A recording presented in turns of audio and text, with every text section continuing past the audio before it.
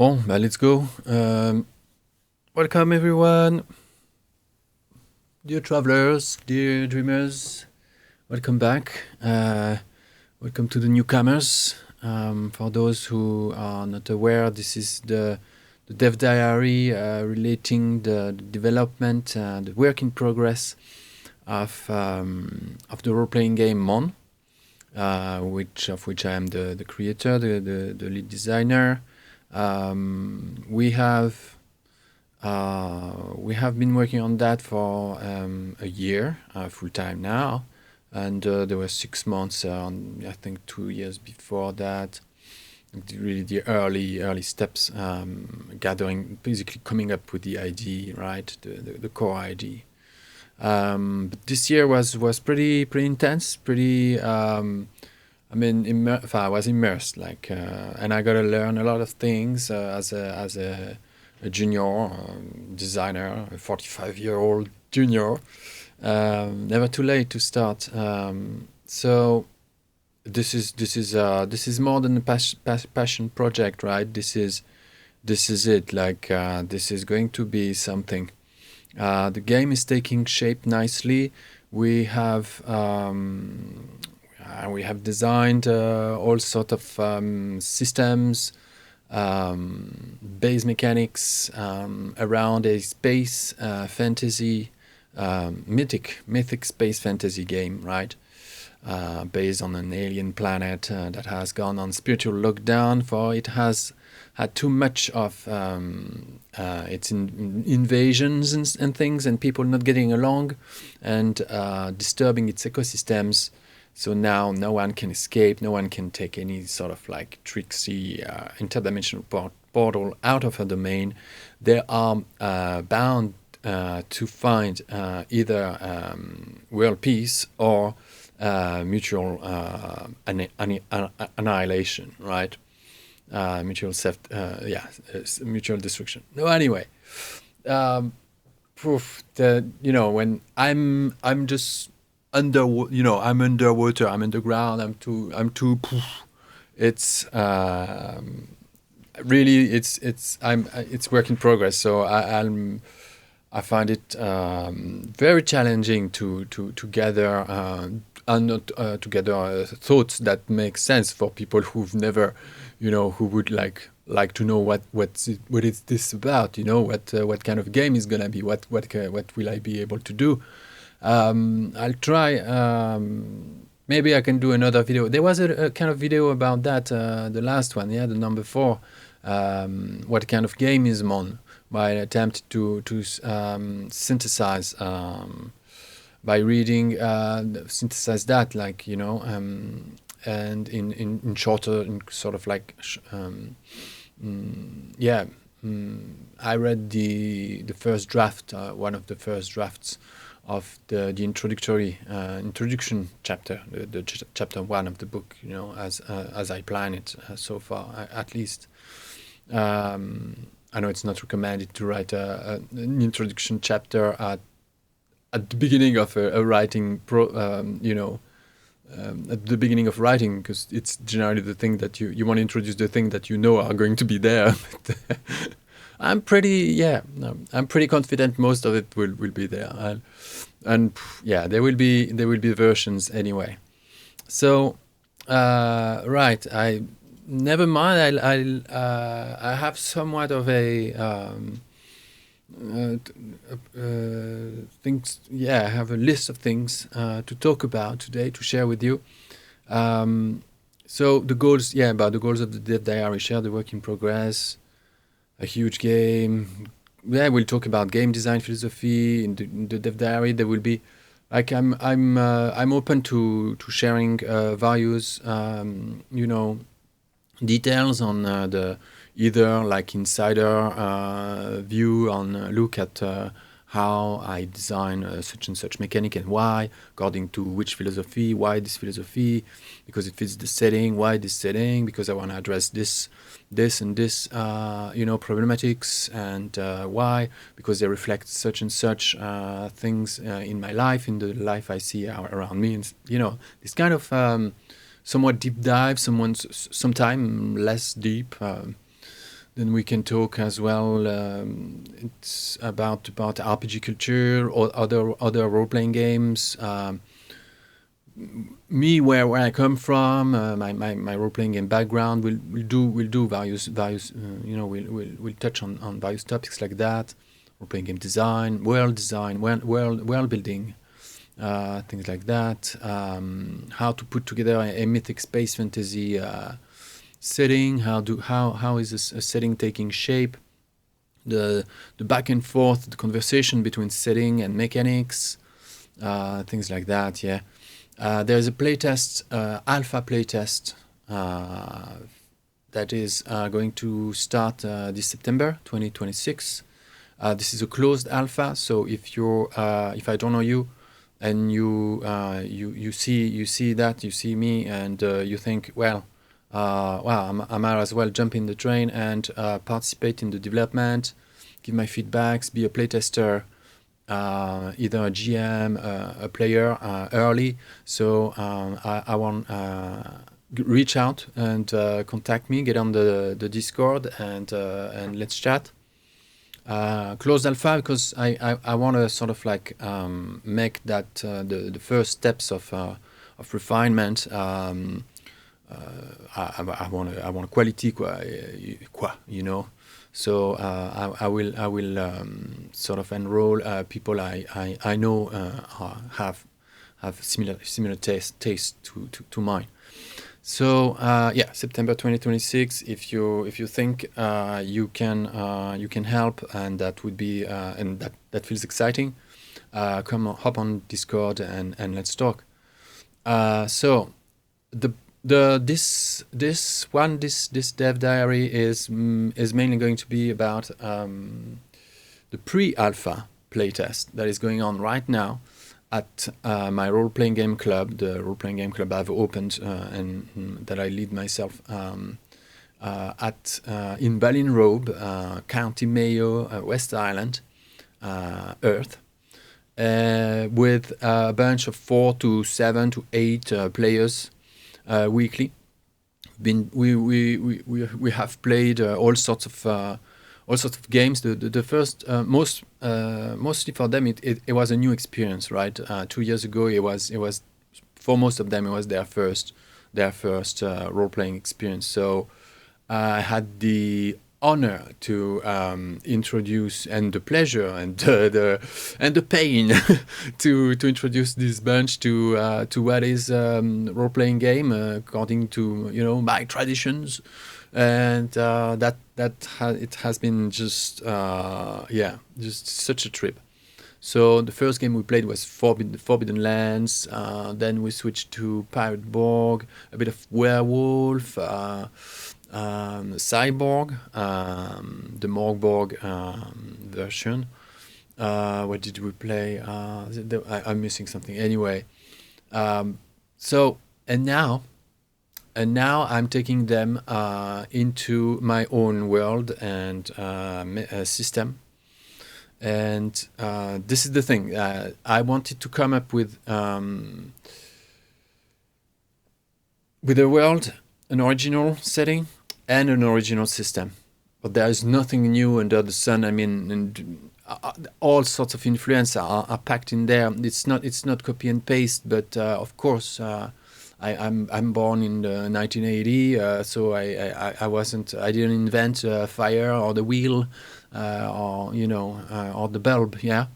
So, but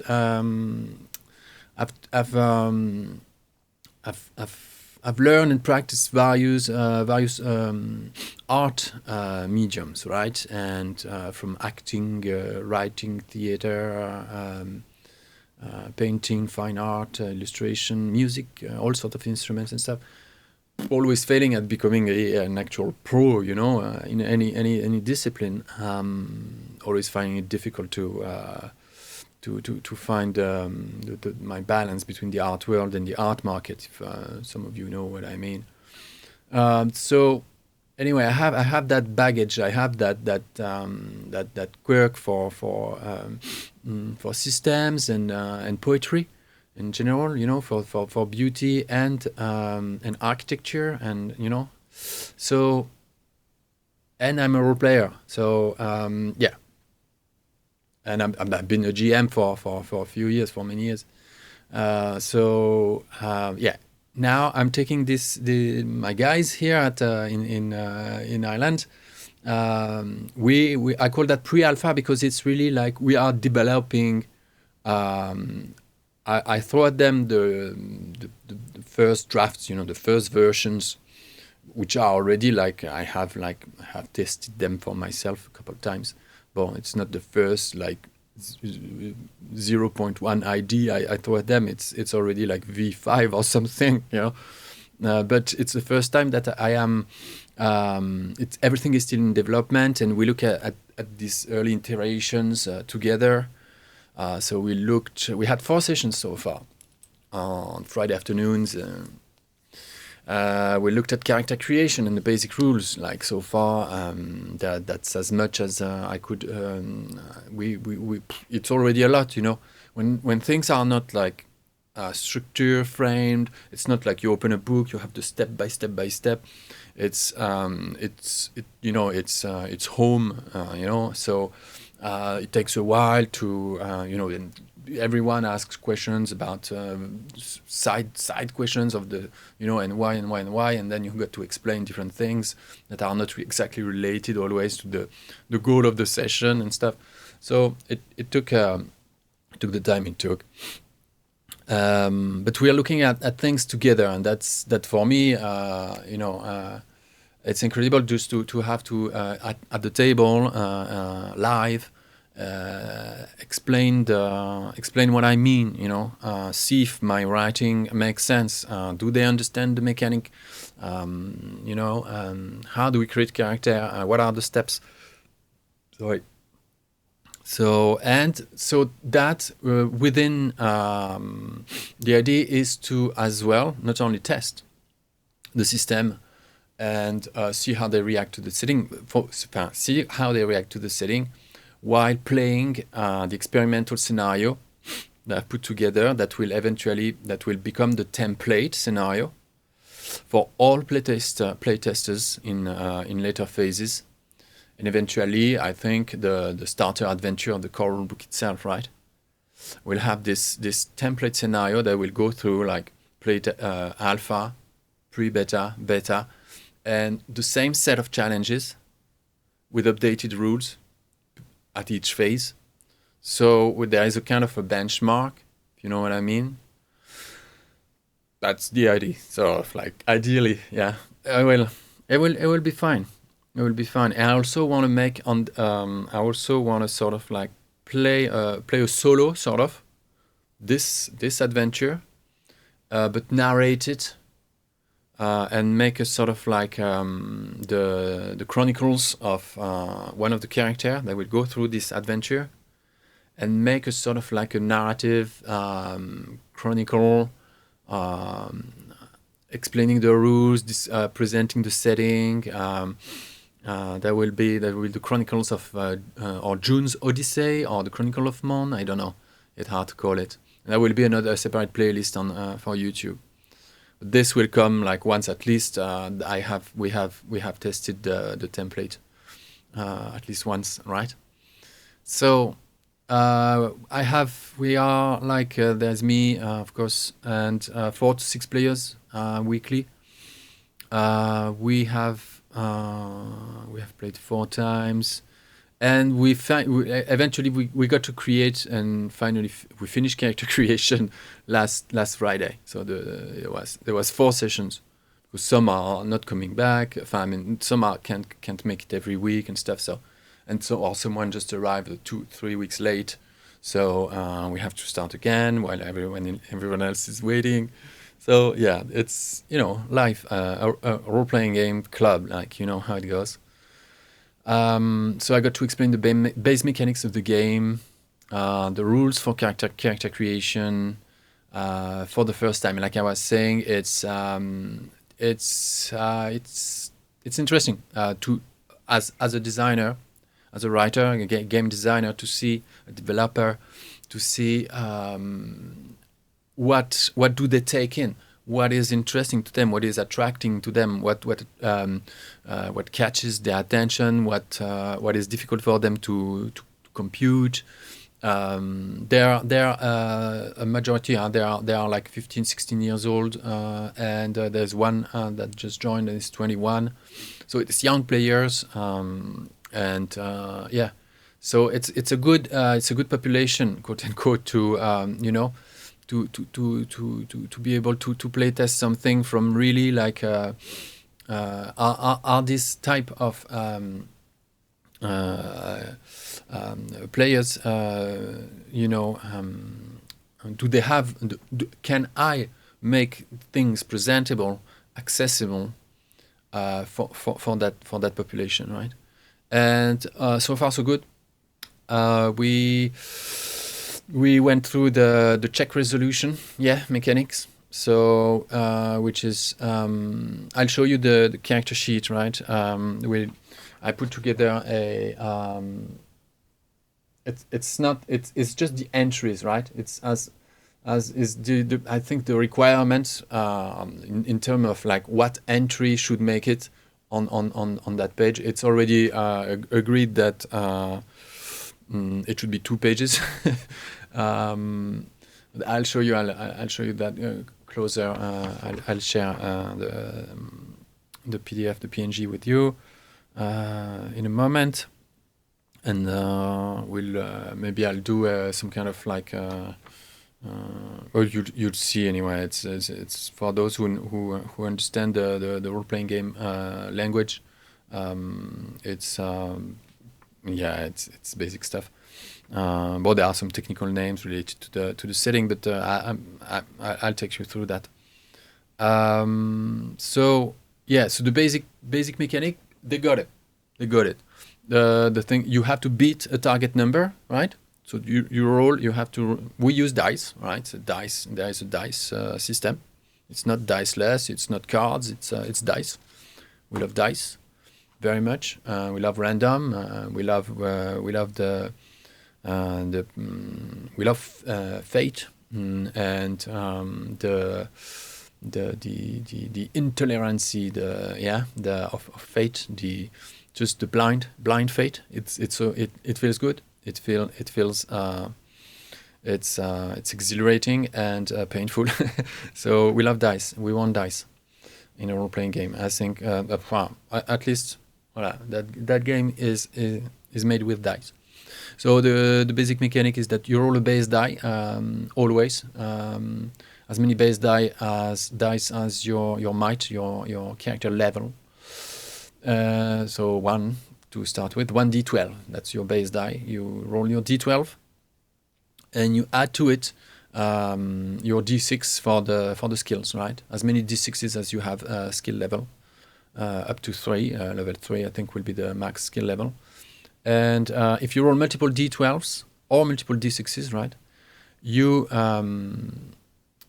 keep the best of each, right? If you roll, and if they match, you add the numbers. If it's the best, score eventually. So you eventually add your base score with your skill bonus, and you have to beat an actual difficulty, AD. We call it AD.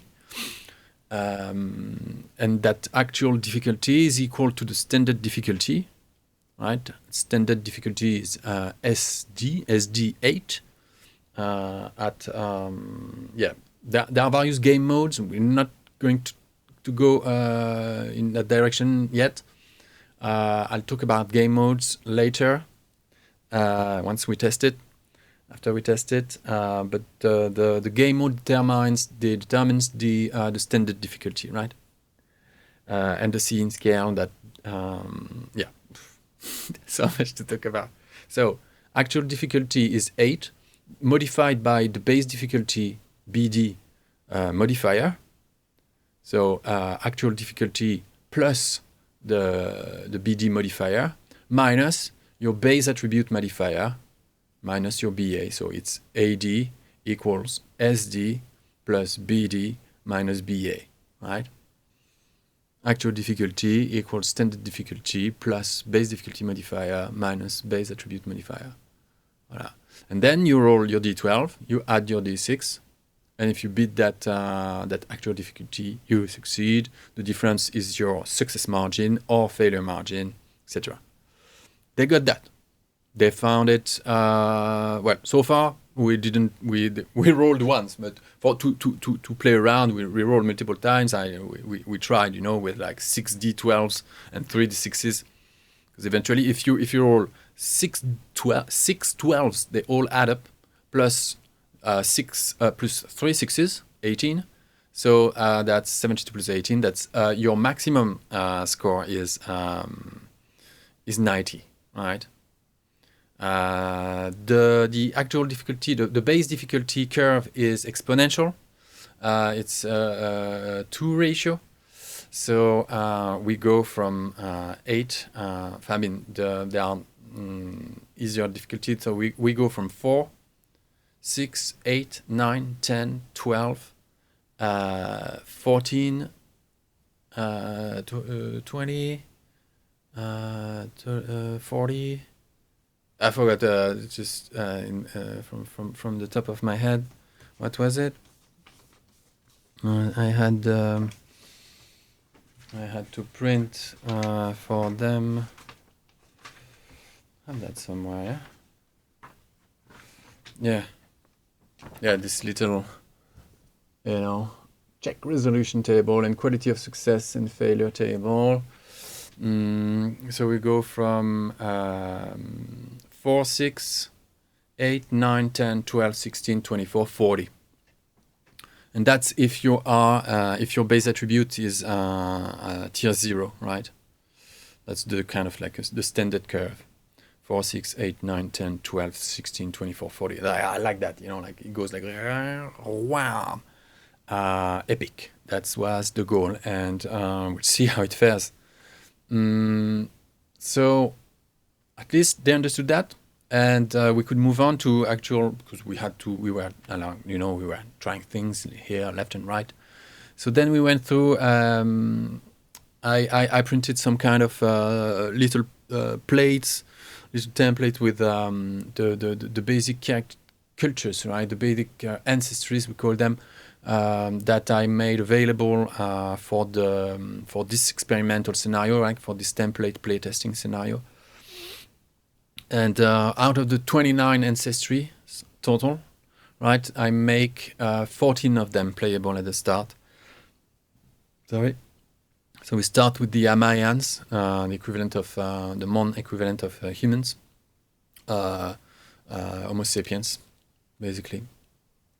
And because we want to so all the human cultures ancestries are playable from the start, plus because we want to, it's for the sake of discovering the game from the point of view of peoples that are closer to us, closer to our human mentality, because the other 15 cultures are quite the thing, yeah.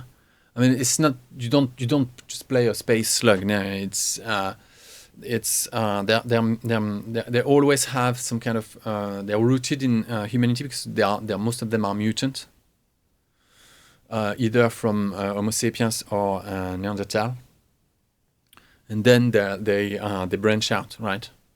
And it's I'm having this is one of the main features of course of the setting, that those invading species, they have come and created and reproduced with the natives, and completely changed the web, right? The web of life. But so far, we have the Mayan cultures that are playable. Cophrodite, basically Egyptian-inspired, ruled by a golden child, the incarnation of the cosmic golden cobra, and surrounded by a circle of 12 undead high priests, very hierarchized society, with a slave caste, from which the next golden child can only be picked. Only a slave can become the emperor, like, and it's that's their thing. Then the Ryun, sort of like Chinese, Asian inspired culture. You see that I took the six main human Mayan cultures are very much inspired by sort of like archetypes of our own civilization, our own quote unquote great civilizations. Most influential civilization, like we have the Cophrodite, it was Egypt, Middle East, so all the Arab cultures, right? In a fantasy vision, from me, I've traveled a bit. I've read some of them in literature, and I'm fascinated by all the how we grew into all those out branching, right? Branchings. So Cophrodite, that was more Egypt, Middle East. The Ryun, it's more China and Asia basically, and heavily Japan. The Ryun, an emperor that requires the firstborn of every noble house to sacrifice to be sacrificed to his ancestral sword. So the sword is fed with the soul of all the firstborn of the empire. And the firstborn, that's for the boys, but the girls, they are sent to become concubines. So yeah, a weird man, this emperor. But there's a whole story. His wife quitted him. She quit, not because of him. He wouldn't tolerate things she did, and she in fact was the first sister of the Sisterhood of Nebula. Then after we have another ancestry, the Banner, that are more Celtic inspired, elemental houses, parliament, and some kind of like early sort of like a parliamentary system between elemental houses. They have affinities to certain elements like fire, thunder, etc. And so all of them are more or less mages, right? Then we have the Edenean, very much inspired by sort of like the Mediterranean, Minoan cultures, Crete, early Mediterranean, Phoenicians and stuff, Mesopotamia. So these guys, it's the cult of the mother, castrated males, games, and gladiators, and they think they come from the sea, etc. Then we have the Mesotopic, inspired by mostly the Fulani, a nomadic tribe of Africa, Black Africa. So the Mesotopic is like the Grigri, the storytellers of the desert, Tuaregs. Those guys are they're cursed and they're doomed to a nomadic life for reasons. And then we have the last of the main sort of like archetypal Mayan cultures, human cultures, the Keonite. Still not sure about their name, because Keon is a name, is a Golog. It's a Neanderthal word. Possibly it's been so long they're on the planet Mon that they could have adapted that word for themselves. They were possibly, before arriving on Mon, all of these six cultures are not originally from there, but they forgot it. They forgot where they're from. They don't know. They don't have the memory. Of course, it's this exile. This is a bit of a classic trope, but I like it. That's why I used it. And so the Keonite, them, it's the Hindu culture, Hindu Aryan cultures, very, very regimented, stratified culture as well.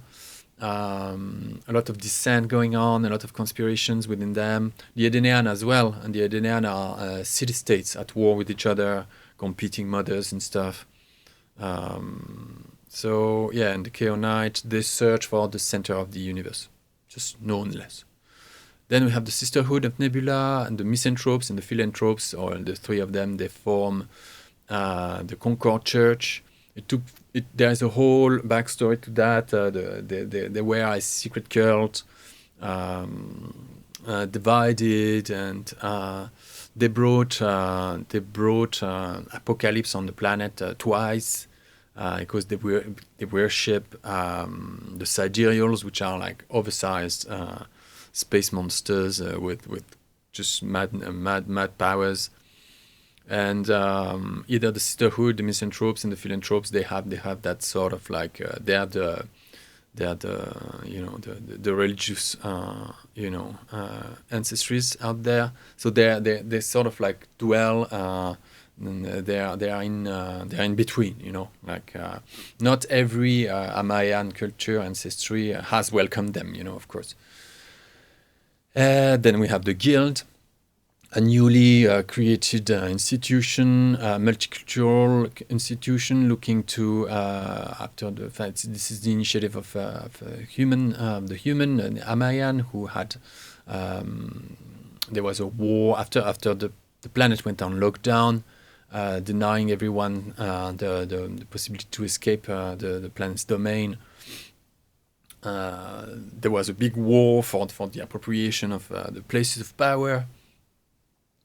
And the guild was created after that because that was like one war too many, and it was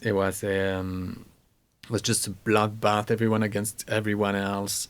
All the sort of like the statu quos that was sort of like painfully already achieved went to the side. Sorry. So they decided to create the guild. The guild is that sort of like united nation, right? We don't know if they are legit. They seek world peace. They seek economic control, economic dominion, and dominion over the places of power, the Chaos wells, to sort of like chart them and sort of control the money. So to make everyone equal, sort of under their under their kind, peaceful supervision, right? So the guild, I like this ancestry. It's a very, so you can play a guildsman of any species, right? And the guild is it's what you make it family. I think GMs will have the occasions. As you can see, like all the cultures, I'm trying to develop each of these cultures in a way that gives the GM a lot of leeway as to where they want to take that particular culture or how they want to use it within the setting. They all resonate against each other in a various. There is a various kind of dissonance and an equilibrium, but there is always some form of dissonance between every alignment. So this to give freedom to the GMs to trigger their imagination and give them something really workable. Workable when you want to put a story together for your players. Then we have the slaves of Ra, exclusively humans. These guys were cursed. There's the whole story behind that. They have a glowing mark on the forehead, meaning slave, and they can't get rid of it. It's generational. Your children will have it, and that means that your soul has been trapped somewhere in the spirit world, and you don't know. You have no spirit. You have no soul. You work on instinct alone. You have this weird genetic memory that is now like rushing up. It's I think it's an interesting ancestry to play as well when you want to go like Conan mode. And then there are two ancestries that I made available to play with that experimental scenario, with the template playtest scenario. Two Golog ancestry. The Golog are Mons, Neanderthal, right? So the daughters, there is another 6 of them, right? That's six Golog cultures, all as well very different. For now, I kept it to the daughters of Ao, who are mystic people, Neanderthal people, Golog people, who went after they are the heirs, quote unquote, of spiritual heirs, at least, of the 9 mothers who gave birth to the first Zeech, right, the first dinosaur man, to fight off the first invasion, the dinosaur invasion. No, dinosaur was the first invasion. Then came the dinosaur hunters who had implanted the dinosaurs on the planet, because the dinosaurs came after the mammals. So anyway, the Golog at the time decided to create, to use the dinosaur against their the senders, right? Another race, a species that won't be playable yet, I think. They throw dinosaurs on random planets with life, and then they come centuries later, after the dinosaurs have taken over, like they dominate the ecosystem, or the entire ecosystem. They come to hunt them, because these guys, the ancient, the old ones, the blue skinned, they are so bored. They're immortal, and they're so bored. That's one of their hobby, is dinosaur hunting on random planets in the universe. So, but the Golog here, they created a race, a mix of Golog with dinosaurs. The Gikt is the Mon's name for dinosaur. A mix of Gikt and Golog. So we have a whole. It's the Zeech. And the 9 mothers of the daughters of Ao are the first women who gave birth to dinosaur men, right, to the Zeech. And so that tribe of Golog, inheritance of that tradition, that history, are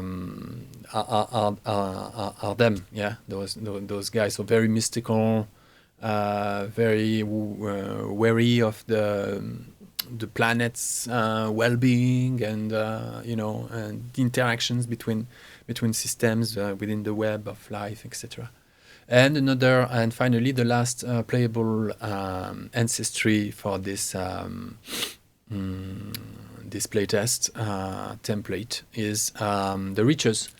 Reachers are two. It's a double sort of ancestry. They take in both Golog and Zeech, the dinosaur man, and the Neanderthal and dinosaur man. So, but now I'll just make it Golog. So the Reachers are these Golog and Zeech that are reaching out, that are looking to, that are embracing modernity, basically embracing progress and modernity, and new cultures, and the new and the strange and change, which is not ingrained, which is not change, is not part of the format, the vision of the Golog, right? Neanderthal, possibly even our Neanderthal in our time, I don't know, 30,000 years ago, 35,000 years ago, they probably disappeared, maybe because of that as well, that there was not enough room for adaptability there. I don't know. But in Mon, that is a fact, and but some of them, the Reachers, actually looking to embrace the new, and so you'll have Zeech and Golog, dinosaur man and Neanderthal, looking to learn archery, literature, poetry, stuff like that, how to build a crossbow, and you name it, flying naves. We have flying ships. We have air navy in Mon, of course, for reasons I'd like to talk about again on that topic. So that was it. The 14 playable cultures of the playtest scenario template. They picked. So I had to present them with already, like, they kind of are aware of all these kind of details, right? My playtesters at the club, and you can see, like, I'm like a Kalashnikov, like delivering that at you. But in the club, we take our time, we're distracted, we have coffee, we shine, we have a donut, whatnot. So it takes forever. It's good like that. So from there, because I had to make a small presentation. It's included in the plate as well, anyway. I'll show you those plates one of those days. Like the synthesis of each of the playable cultures at this point. But so then we went from there. We went onto character creation, right? And the character creation steps were somewhat well, no, not somewhat. They were just well received. I mean, it's exciting for us, for everyone involved, like to be me first of all, but for them as well, like to just be part of the development, the work in progress of something that is already like quite meaty, and it's rich, it's vibrant, it's full of like, influences and cultures and all that. And you see there's an original game system. It's growing.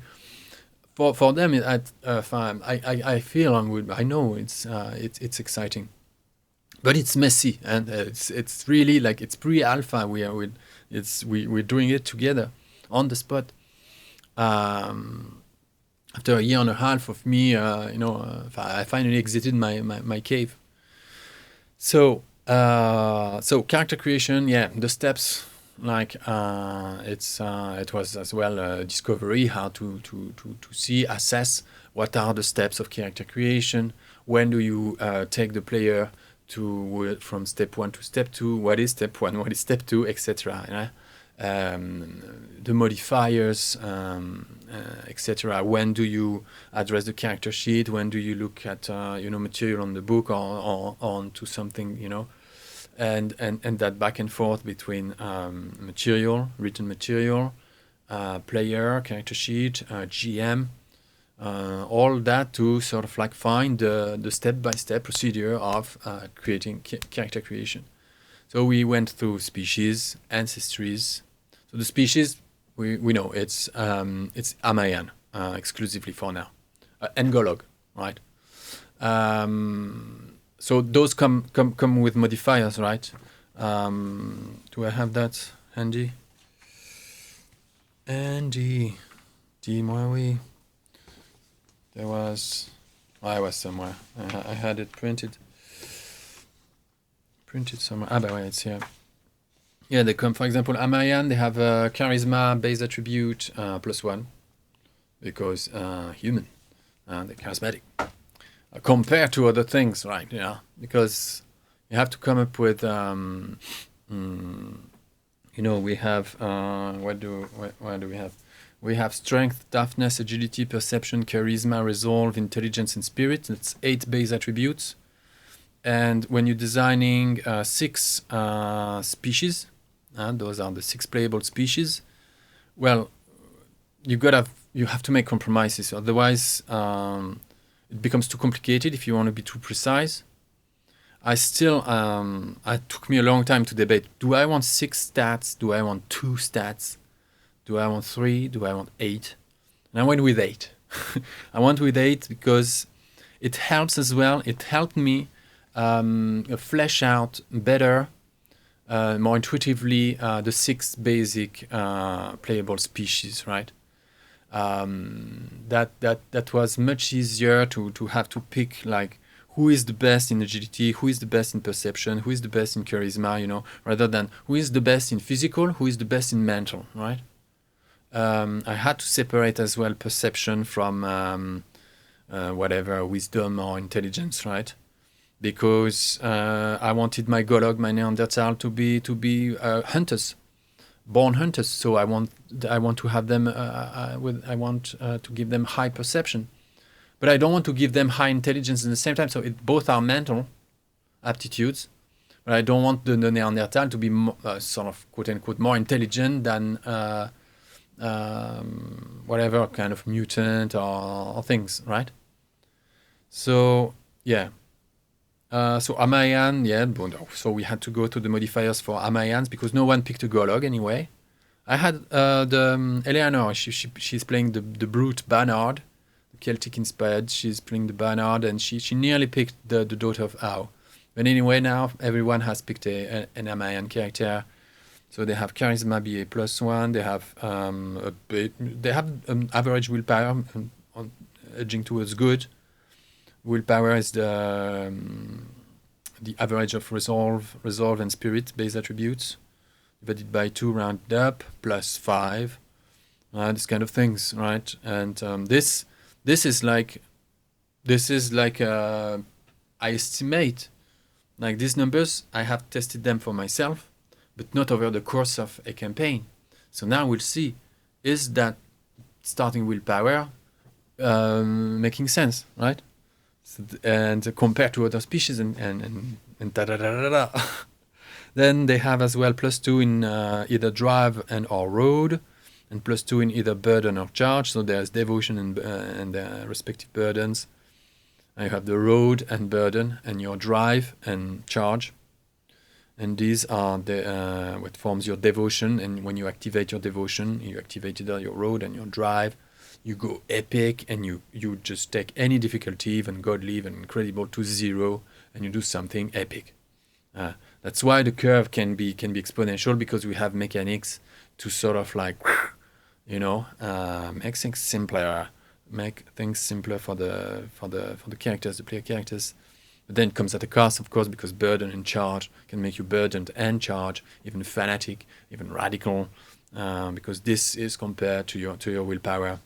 I'll do a diary on the devotion mechanic, which is one of the trickier system in the game. It's huge. It's huge. It's huge, and I'm trying to make it fluid, but at the same time rooted, really intelligent, really something that helps everyone at the table to role play something that feels logical, vibrant, alive, rooted. And then starting influence, Amayan 0, then they have their health. We'll talk about health. It's part of the resilience, etc. So then they pick their ancestry. Each ancestry comes with base attribute. Some of them, the Amayan, they don't have any more base attribute modifiers.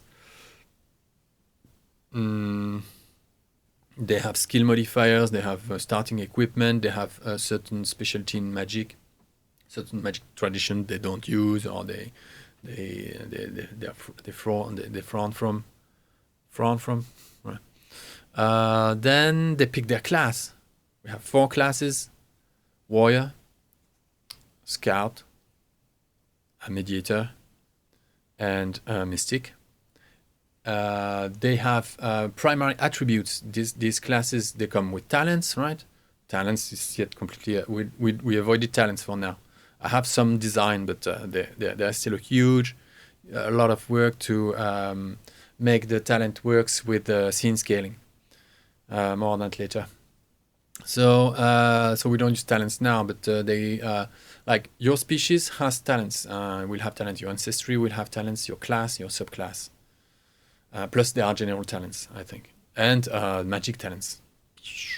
There's gonna be hundreds of entries, at least 3 talents per species. Ancestry, class, subclass, with 3 ranks per talent. Somewhat, like kind of like the classic, like a Forbidden Land style, or that kind of thing, or even the Alien and at least that system is very, very inspiring for sure.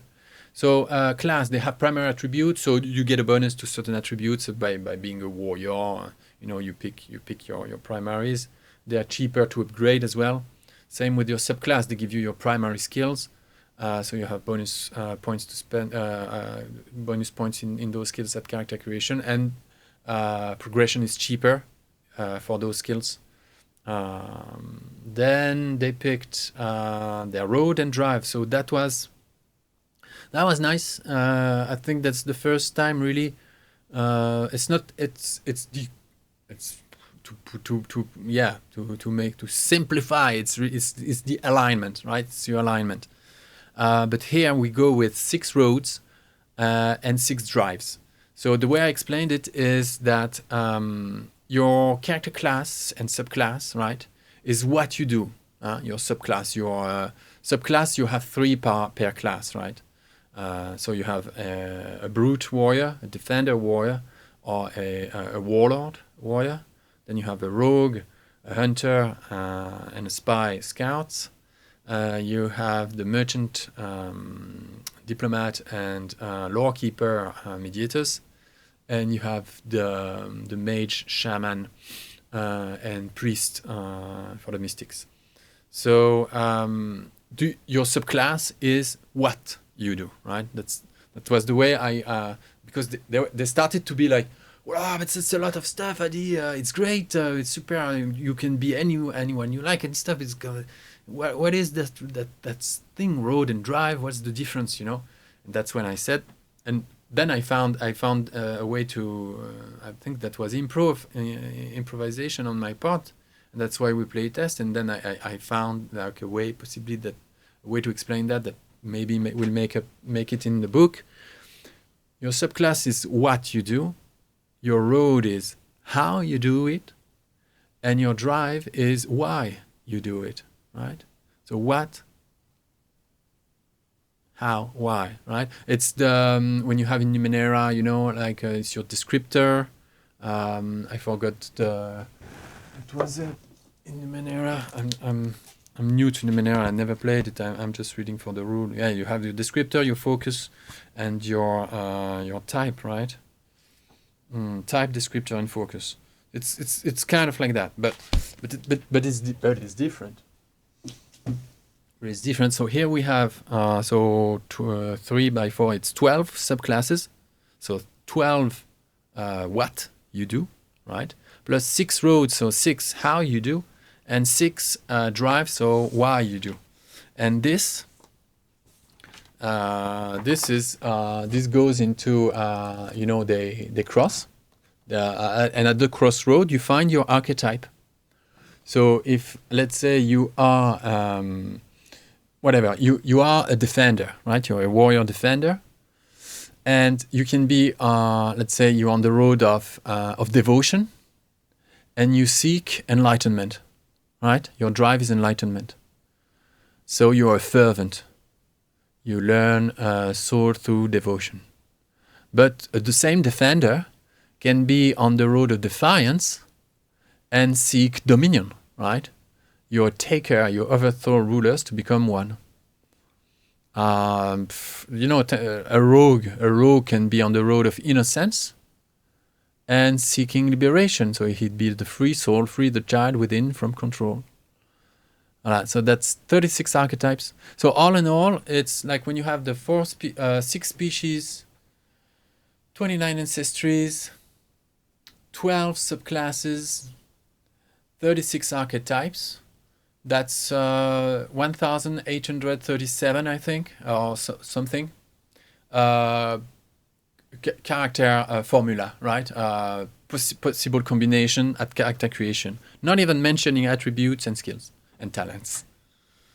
So just the structure, your core, you have 1,837 possibilities. I don't know if it's a good setting point. It's just what it is. I didn't realize that it was going to be that many. It's just the way to go through that. I think is quite intuitive, and eventually you find yourself with a unique character that just fits your vision in a way that and in a way that everything in it's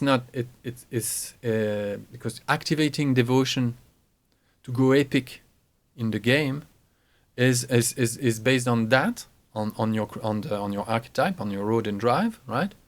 So it's based on there is a whole narrative impact and load to that. It's not just like I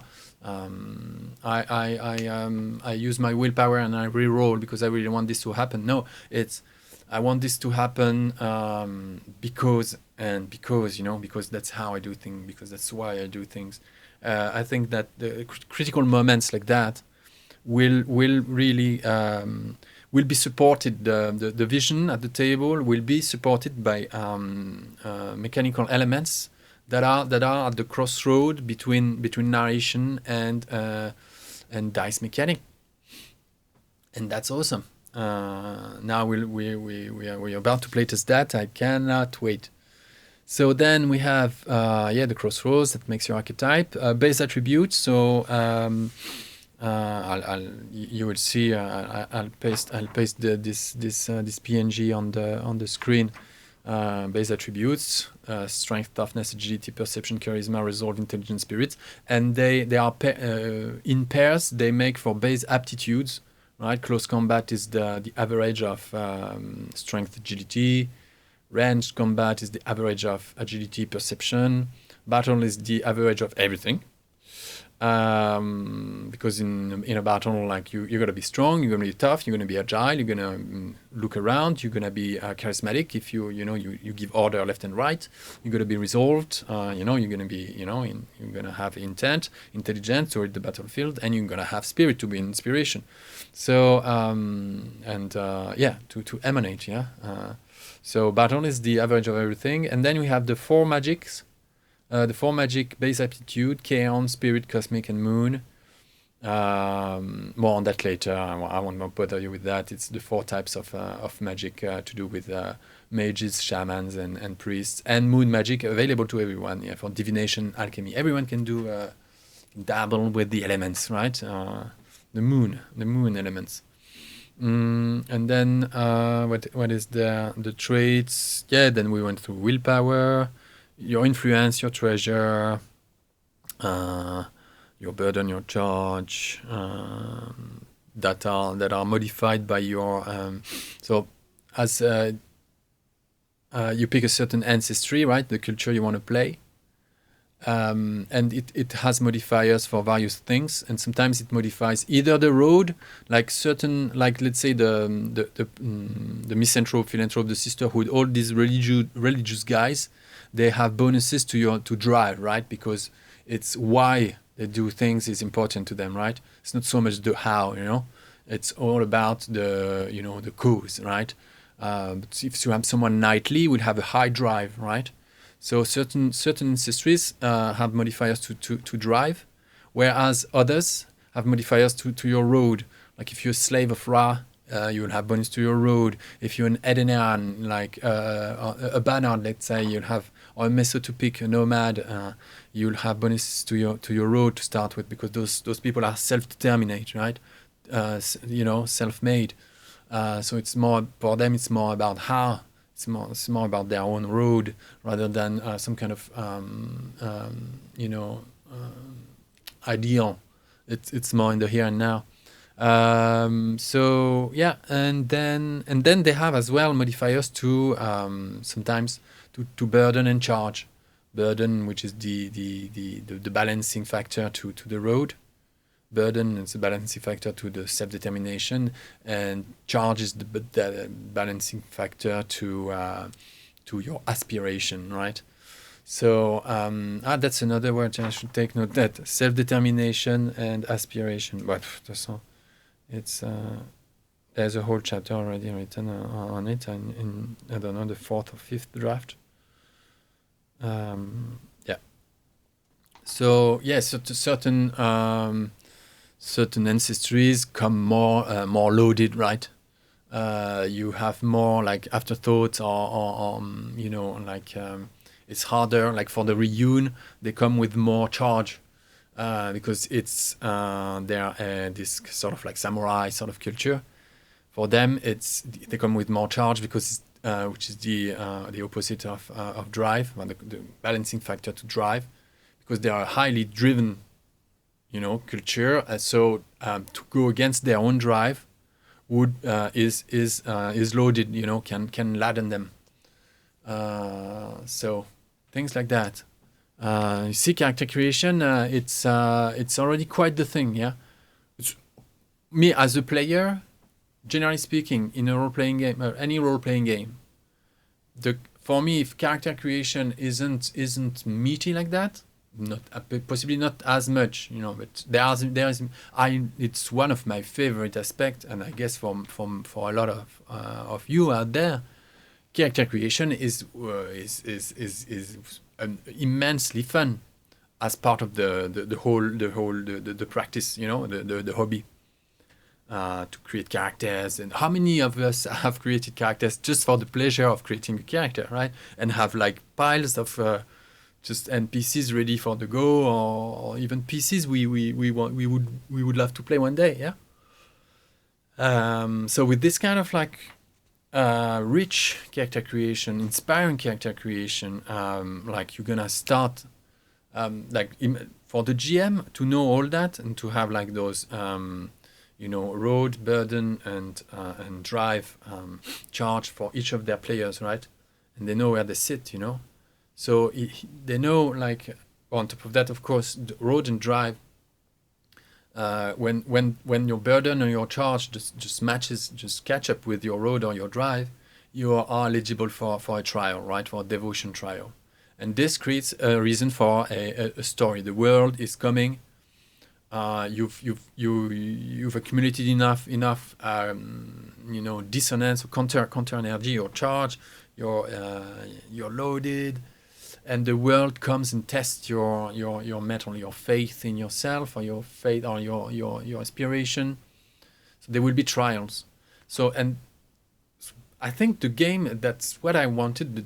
The hope with that design is that the game auto-regulates, procure automatically ideas for moving the story forward. Right, the GM will have like story hooks. They will be buried under story hooks. It's a game that will reinvent itself constantly. Not even talking about the big game loop, right?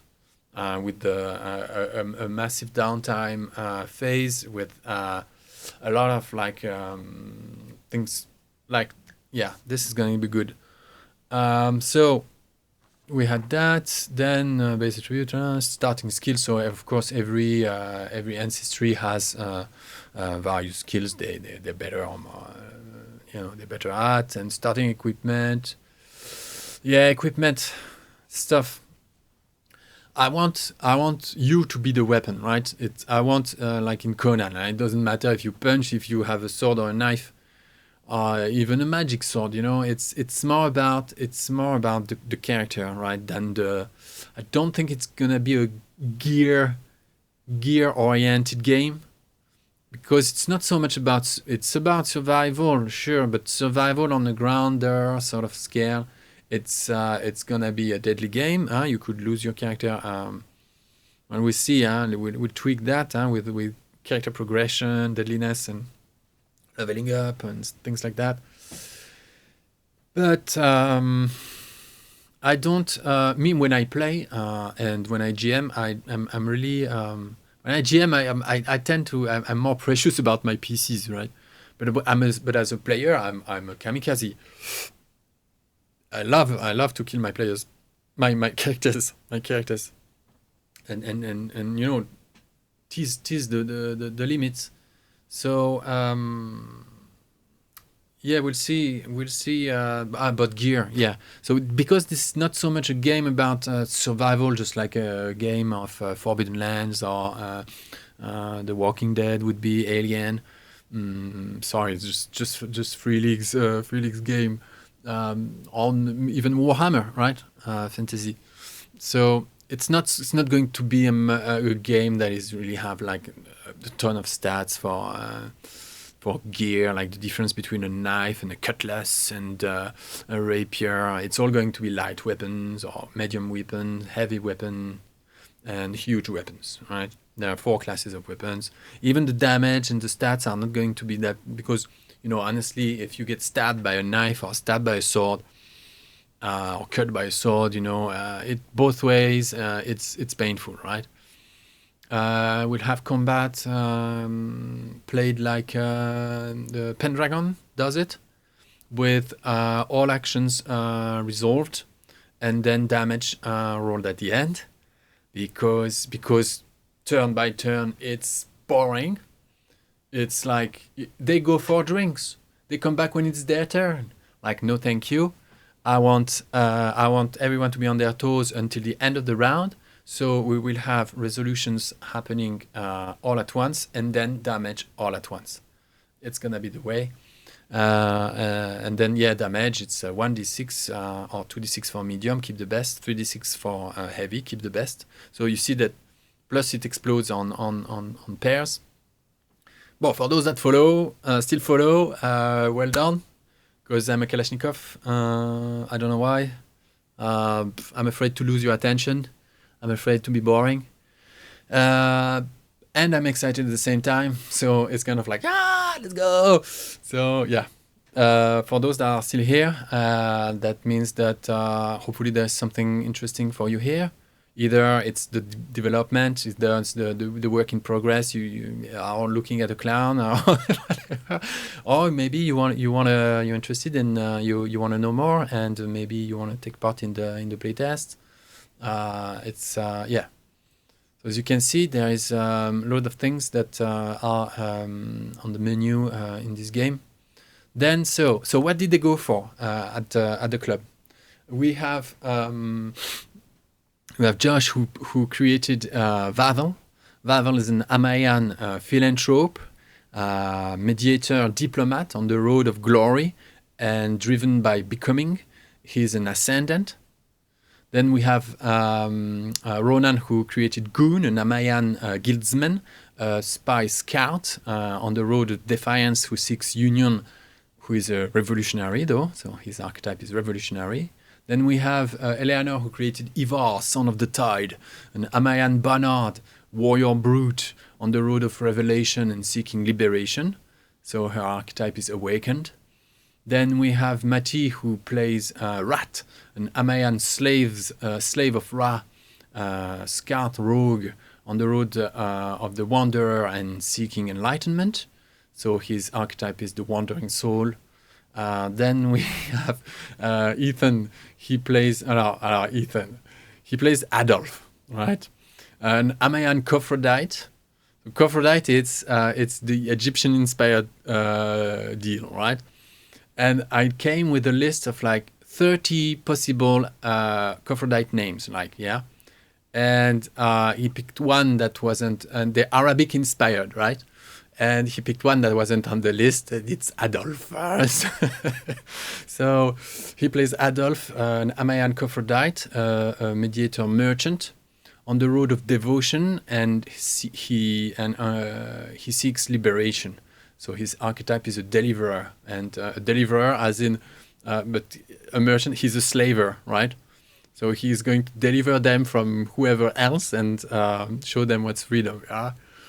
I see it's going to be something. Then we have Malva, she's playing Rin, who is an Amayan Ryun, a scout hunter, on the road of something and drive of something I forgot. I don't have her character sheet. She kept it with herself.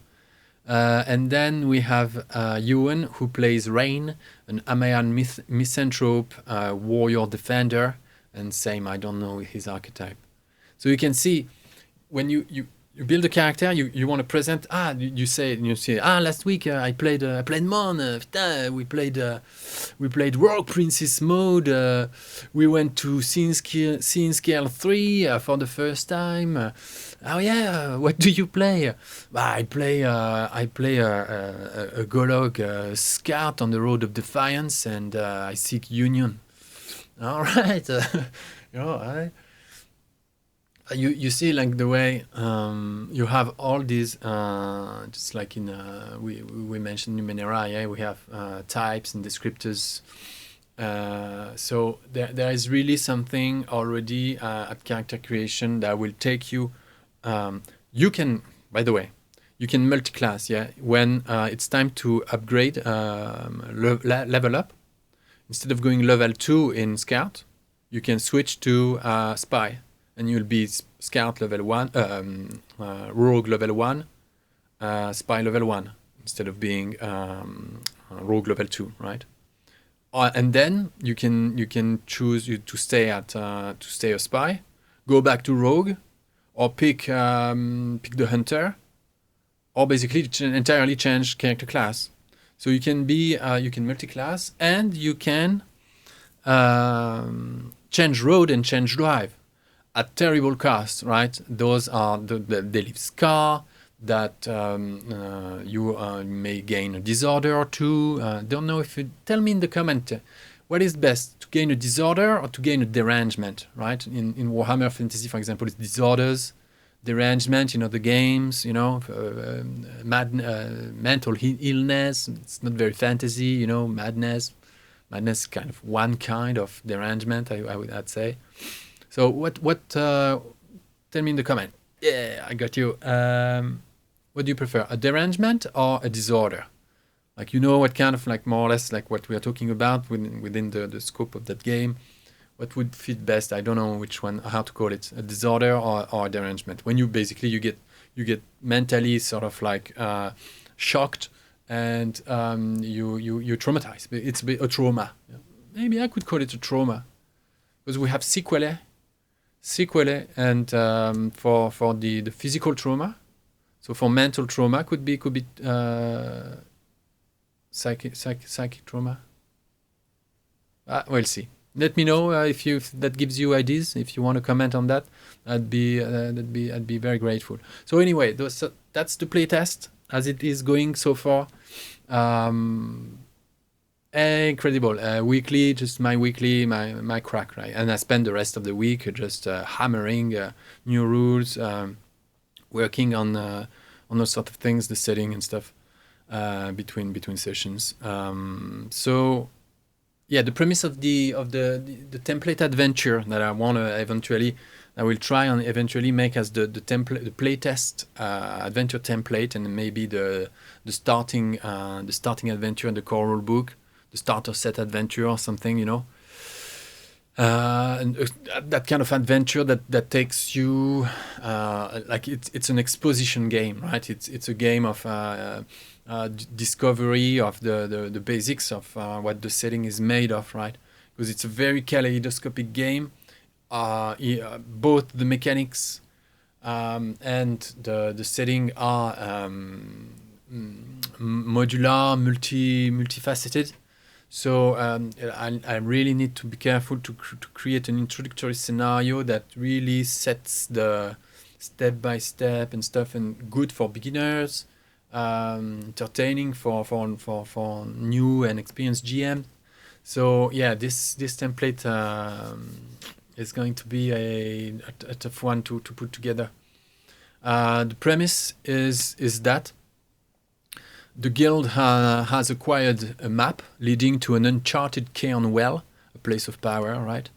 And sent one of her guildsmen to investigate and settle the area before the realms start to quarrel over its ownership. And we've discussed that the guild is this institution that's trying to achieve economic dominion, so to impose world peace between the realms, who will be denied access to places of power. So the guild wants to basically control the Chaos on the planet.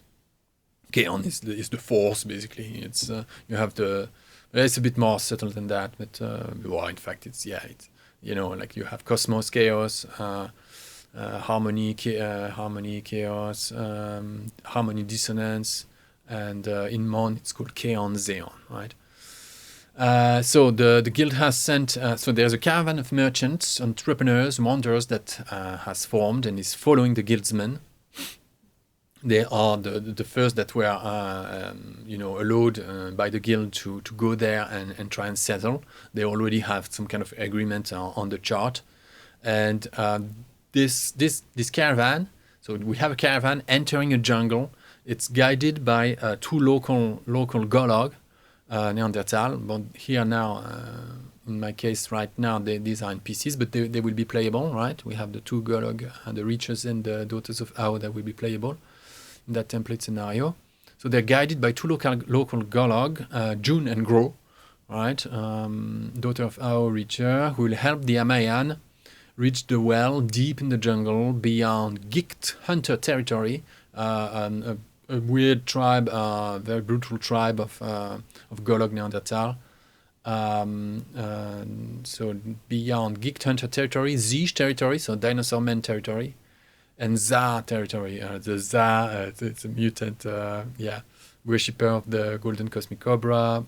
Loads talk about the Za. They are something. humans with cobra eyes and snake tongues, and telepathic people and stuff. So that's the premise of the adventure. I got a couple of chapters. You know how it is, how to design an adventure for role-playing game. Like you want to give it's a sandbox, right? But somewhat you still want the sandbox to be magnetic enough, certain parts of it to sort of like function as a story, right? You want to give the GM some kind of edge as well, and narrative edge. So basically with nudges and like attractions, right? Generally, like, depends on the kind of cooperation you establish at the table, but generally players, they understand that language. Yeah, there's this kind of like tacit language. Yeah, but anyway, that will be the challenge to design that kind of template scenario that will be the exposition for the game as a whole. The first steps on the planet Mon, a caravan of entrepreneurs that enters an unknown jungle filled with exotic cultures, looking to discover a place of power. Classic. I mean, it gives me the goosebumps. Yeah, just because it's so archetypal. It's so, but it's yeah. So it's time to let you go. I hope you've enjoyed this episode of the Dev Diary. Diary number 5. We'll keep going. I'll try once per month Dev Diary, and in between a read along or something. And the other playlist you can see where I read the literary influence that is taking me through that process. I will. Did I post? What did I post lately? I posted. Dune, Heretics of Dune. That was pretty cool. I have another chapter I want to read out. I want to read to you. It's so Heretics of Dune is the shit. And but the next one is gonna be Atrahasis, the flood myth of the Babylonian. Serious stuff, fascinating. So I'll read that to you soon. Come along for the read along. So thank you for listening. If you've made it so far, that means that you're mad. And join the Discord. Link in the description below. Join the Discord, but to I don't know, to participate in the conversation, be part of a game in development, maybe sign in for the closed alpha. After we discuss that together, and you show me your motivations. Otherwise, wait for the public alpha, pre-beta, open playtest the year after, in 27. Maybe go check the Patreon. Nothing special about the Patreon. No like exclusive goodies for anyone. It's just you want to support. There are tiers to support us. There will be a composer working on the soundtrack. There will be an illustrator working on the illustrations. So we will need a bit of backup to help keep their interests, alive. Well, they are good friends, yeah. But money is always helps. Then like and subscribe. Just watch out for the next news. I hope you are as curious as me to see that game come alive. There is a lot to do, a lot to come, and I'm super excited. And I thank you very much for your attention. Comment and let's start conversation. I'm looking forward to answer any question and comment and meet you on Discord as well. So I'll let you go, my dear dreamers, my dear travelers. See you very soon.